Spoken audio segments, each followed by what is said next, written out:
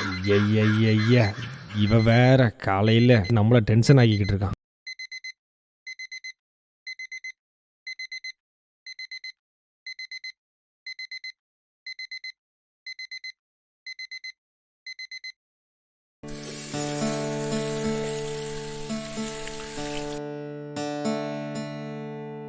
அவர்கள் ஒருமித்து கூடியிருக்க அந்த பூமி அவர்களை தாங்கக்கூடாதிருந்தது. ஜெஃப்ரி ஜெஃப்ரி எந்திரி. ஜெஃப்ரி ஜெஃப்ரி காலையில் பாரு உங்கள் அண்ணனை பாரு பைபிள் வாசிச்சுட்டு ஆஃபீஸ் கிளம்பிட்டான். எந்திரி. ஆண்டவரே, இதனால் எனக்கு கிருபை எடுத்துங்க. இயேசுவின் நாமத்தினாலே ஆமென். ஏன் சட்டி எடுத்து போட்டிருக்க? உன் சட்டி எடுத்து போட வேண்டியதானே? எப்போ பாரு ஏன் சட்டி எடுத்து போட்டா என்ன அர்த்தம்? என்னடா சட்டியை போடுவேன்? காலையில ஆயிட்டுனா இதே உங்களுக்கு விவகாரமா போச்சுடா. இவனுக்கு இதே வேலையா போச்சு. அண்ணன் தானடா, கொஞ்சம் விட்டு கொடுத்து போயேன்டா. அப்பலாம் என்னால விட்டுக்க முடியாது. ஆஃபீஸ்க்கு வேற டைம் ஆயிடுச்சு, வெயில் வேற பயங்கரமா அடிக்கி. சே, ஒரு பைக் இருந்தால் நல்லா இருந்திருக்கும். எப்போ அந்த ஜெரோம் ஆஃபீஸ் போய்ட்டுறதுக்கு ரொம்ப கஷ்டப்படுதான். ஒரு வண்டி சுரேசன் கல்யா செகண்ட் ஹேண்டில் கேளுங்களேன். இருந்துன்னா கேட்டு சொல்லுதேன். ஒரு வண்டி தான் வாங்க முடியும், விட்டு கொடுத்து ஓட்ட சொல்லு. டேய் மச்சான், இன்னும் ஏன்டா பைக் வாங்காமல் இருக்கிற? டெய்லி நான் உன்னை கூட்டிகிட்டு போயிட்டு இருக்க முடியுமா? எங்கே மாப்பிள்ள, நானே எங்கள் அப்பாட்ட கேட்டுக்கிட்டே இருக்கிறேன். எப்போ பார்த்தாலும் ஏதாச்சும் ஒன்று சொல்லிக்கிட்டே இருக்கிறாங்க.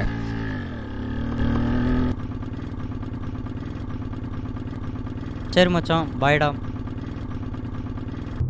பாருங்க, நான் டெய்லி ஒருத்தங்க கூடயா வர வேண்டியதாக இருக்குது. ஒரு பைக் எடுத்தாங்கன்னு சொல்லிட்டு இருக்கல, ஏன் அதை நீங்கள் கேட்க மாட்டேங்கிங்க? தம்பி, இன்னைக்கு அப்பாட்ட பேசியிருக்கு, அதனால கண்டிப்பாக வாங்கிடுவோம், கோவப்படாத போ. நீங்கள் என்னைக்கு வாங்கி தரேன், நான் போகிறேன்.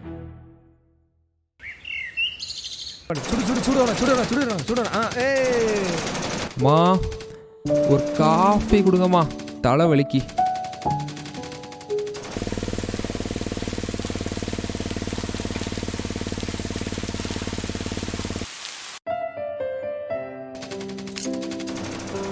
தம்பி. ஆமா, டீ கொண்டு வந்துட்டீங்களா? வச்சுட்டு போங்கம்மா.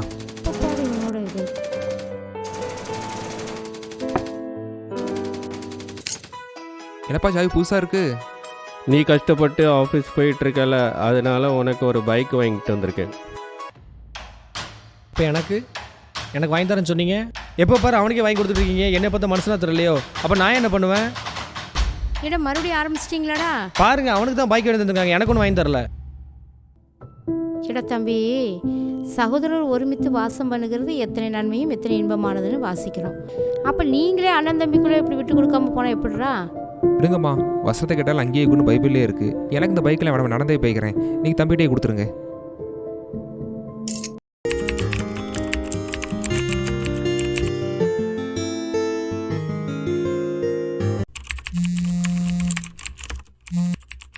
Hello sir. Jessie, come to my cabin. Sir. Yes. So இவர் தான் அந்த எம்ப்ளாயி ஆஃப் தி இயரா? சரி, எல்லா அரேஞ்ச்மெண்ட்ஸும் பண்ணிடுங்க. May come in sir? S.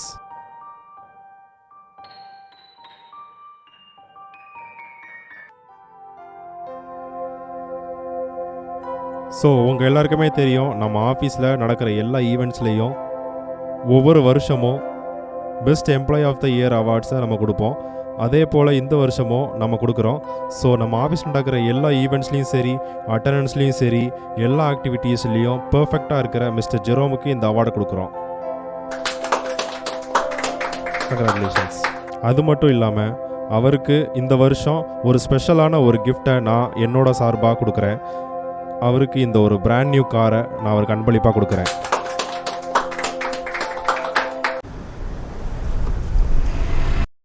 அம்மா, அப்பா, எல்லாம் ஏறுங்க, ஒரு சர்ப்ரைஸ். எங்கள் ஆஃபீஸில் நான் best employee of the year சொல்லிட்டு எனக்கு ஒரு கார் ஃப்ரீயாக கொடுத்துருக்காங்களே. இதுக்கே என்ன கூட்டு வந்தீங்க? அவன் பிரைஸ் வாங்கினா அவனோட வச்சுக்கோங்க, என்னையெல்லாம் இதில் சேர்க்காதுங்க. எனக்கு இதுக்கு எந்த சம்மந்தம் இல்லை. தம்பி, எங்கே நிற்கிறோம்? நம்ம சர்ச்சில் நிற்கிறோம். தன் சொந்த குடும்பத்தை நடத்த அறியாதவன் சபையை நடத்தறியான்னு வசனம் சொல்லுது.